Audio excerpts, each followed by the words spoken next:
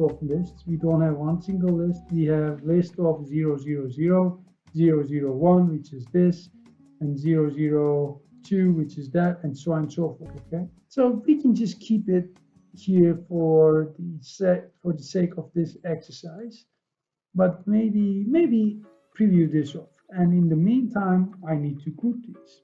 So let me group this with a scribble and then put this in and then say square formation.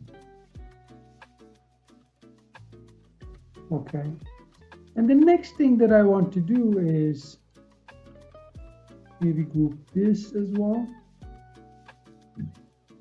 Pulling out a scribble and then add to group and say circle locations. Maybe